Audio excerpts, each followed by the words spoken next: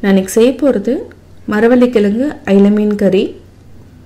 இது கேரளா ஸ்டைல், ரொம்ப ஈஸியாக பண்ணலாம். இதுக்கு வந்து நான் 1 கிலோ எடுத்திருக்கேன் மரவள்ளி கிழங்கு. இதை வந்து ஃபஸ்ட்டு குக்கரில் ஒரு விசில் விட்டு எடுத்துக்கலாம். இதுக்கு தேவையான அளவு தண்ணி விட்டுக்கலாம். இதை வந்து மூழ்கிற அளவுக்கு இருந்தாலே போதும். உப்பு 3/4 டீஸ்பூன் ஆட் பண்ணிக்கலாம். நல்லா மிக்ஸ் பண்ணி விடுங்க.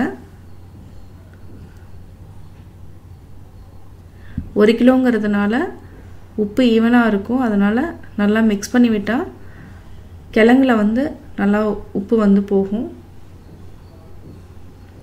இப்போ மூடி வச்சுக்கலாம்.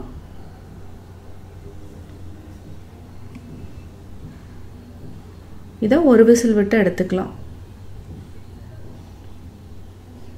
இந்த மரவள்ளி கிழங்கு கூட மிக்ஸ் பண்ணுறதுக்கு வந்து நம்ம அயில மீன் எடுத்துக்கலாம். 2 அயில மீன் எடுத்திருக்கேன். இது வந்து நான் தலையோடு தான் மிக்ஸ் பண்ண போகிறேன். இதுக்கு கூட அரைச்சி வைக்கிறதுக்கு தேங்காய் 1 மூடி தேங்காய் இருந்தாலே போதும். பச்சை மிளகாய், பூண்டு எடுத்துக்கலாம், 6 பல், இஞ்சி 2 துண்டு, சின்ன வெங்காயம் 6. இதை வந்து நம்ம நல்லா அரைச்சி தனியாக எடுத்து வச்சுக்கலாம். மரவள்ளி கிழங்கு வெந்துருச்சு. இது கூட நம்ம அயில மீன் சேர்த்துக்கலாம். அயில மீன் நல்லா சேர்த்துட்டு இது நல்லா உள்ளே நல்லா போகிற மாதிரி வச்சுட்டு இதை வந்து நம்ம ஒரு விசில் விட்டு எடுக்கணும். இது கூட மிளகாத்தூள் ஆட் பண்ணிக்கலாம். மிளகாத்தூள் 1 டேபிள் ஸ்பூன் இருந்தாலே போதும். ஏன்னா பச்சை மிளகாய் வந்து நம்ம தனியாக தேங்காய் கூட அரைக்கிறதுனால 1 டேபிள் ஸ்பூன் மட்டும் இருந்தாலே போதும். இது கூட 1/4 டீஸ்பூன் மஞ்சள் தூள், உப்பு. இதை நல்லா மிக்ஸ் பண்ணி விட்டுட்டு லைட்டாக தண்ணி விட்டுக்கலாம். ஒரு 1/2 டம்ளர் அளவுக்கு இருந்தாலே போதும். நல்லா மிக்ஸ் பண்ணி விடுங்க. இதை நம்ம ஒரு விசில் விட்டு எடுத்து வச்சுக்கலாம். இப்போ ரெடி ஆயிடுச்சு.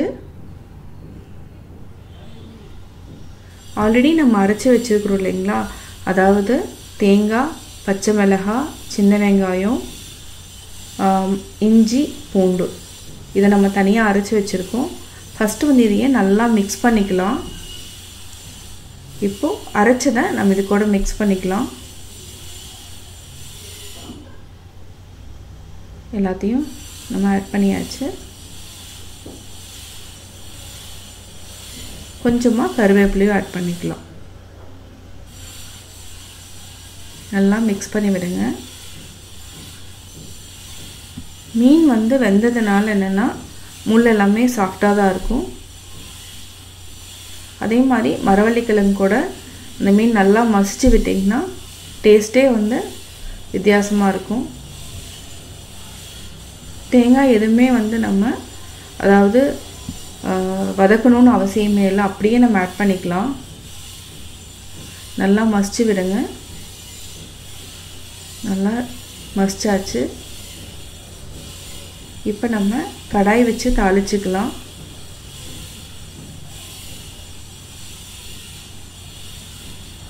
ஒரு கடாய் வச்சுட்டோம். இதுக்கு தேங்காய் எண்ணெய் ஊற்றினா தான் டேஸ்ட்டு நல்லாயிருக்கும். நல்லா எண்ணெய் காஞ்சிருச்சு. கடுகு போட்டாச்சு.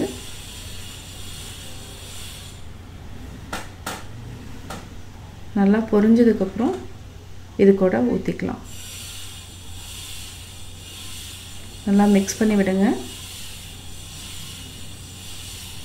சுவையான மரவள்ளி கிழங்கு அயில மீன் கறி ரெடி.